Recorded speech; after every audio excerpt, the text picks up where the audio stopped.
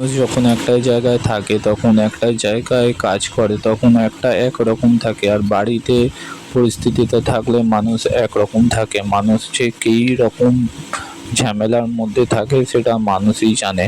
এখন কাজের জায়গায় কাজের যে বন্ধু বান্ধব যে কলিগরা আছে তারা এক ধরনের কথা বলে, আর রাস্তায় বাড়ি ঘরে এলে এক রকমের কথা হয়। সে কী করবে, মানুষ কোন দিকে যাবে, মানুষ ভালোর দিকে যাবে না খারাপের দিকে যাবে সেটা বুঝতে পাওয়া খুব মুশকিল।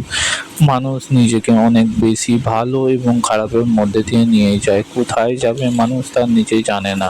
মানুষ কী করতে চায় কী করতে চায় না সেটা পরের কথা, কিন্তু মানুষ যে খুব অসহায় আর এখন মানুষ যে নিজে খুব চালাক ভাবে নিজেকে সেটা একদমই নয়।